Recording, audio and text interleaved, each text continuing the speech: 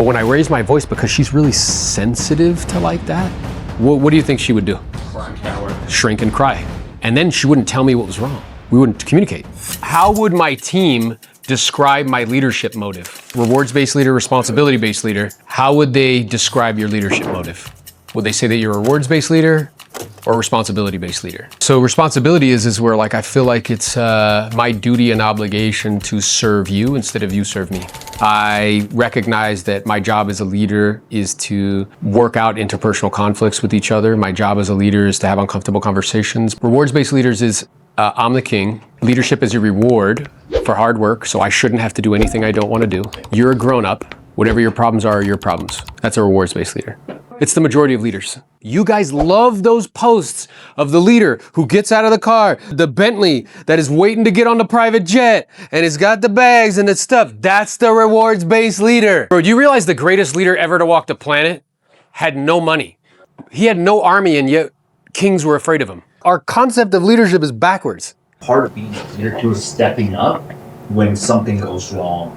Like, here's another examples of a couple leaderships. One of my admin misses an invoice, gets charged $4,000. She's like shitting bricks. She's like, dude, like. Yeah, like crying in the bathroom, bro. Yeah. Very first call to the admin, hey, just so you know, I appreciate you having my back. When I do things, I have your back. Don't worry about the $4,000. You paid it? It was like, don't worry about the $4,000. We're good. What would most people do? Freak out.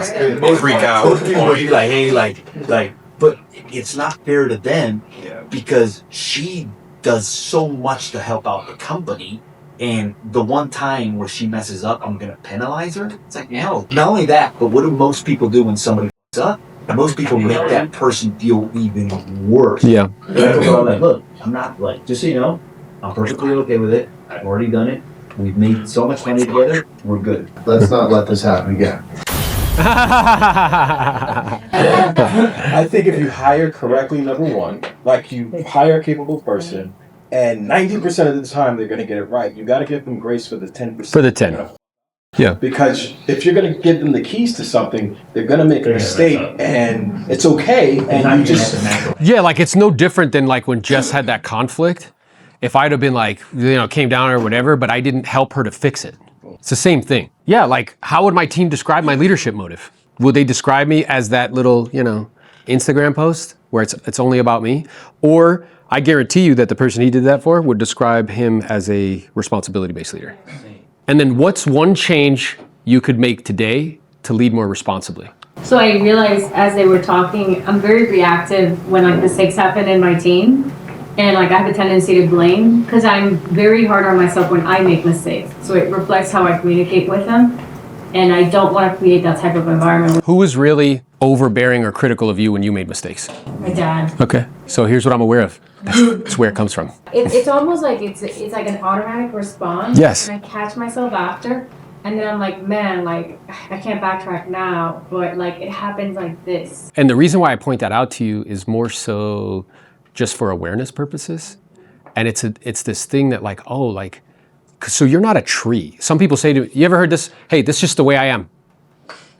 Yeah? That's amazing to me.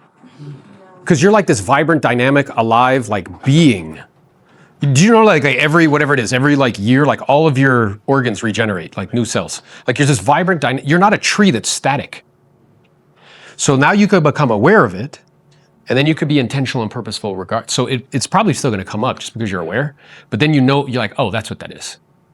And you can breathe and, maybe perhaps choose because now you're bringing yourself to a place of choice. Responsibility means your ability to respond. It's just, it goes back to what you said. Like, it's just stories that we've told ourselves over time about whatever emotion or experience you had. Whatever it was, you now have you have a story, and it's like I'll give you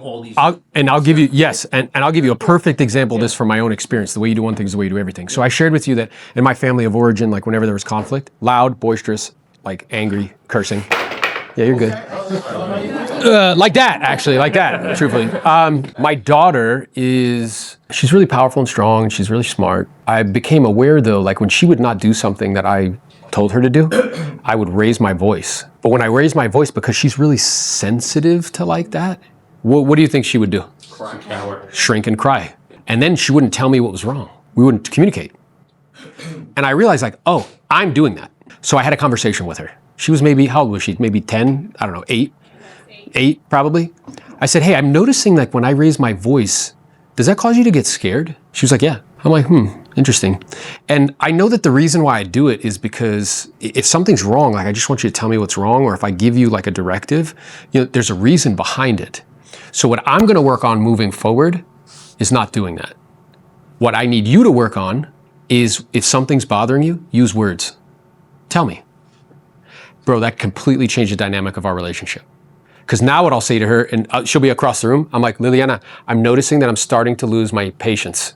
I've asked you 3 times and I'm starting to get angry. I need you to do this. You know what she'll say to me? Okay, daddy, done. You know what it used to be in the past? Me, yeah, but I learned that. Do you see what I'm saying? There used to be like friction with me and her a little bit because of that. Now it like disappeared. For those of you in this room, what is one thing that you can change today to lead more responsibly? I wrote down note to self, network with more leaders and attend leadership workshops. Yeah, it's great. Because if I'm only attending sales workshops, that's a different skill than leadership. Learn how to communicate more effectively. Good.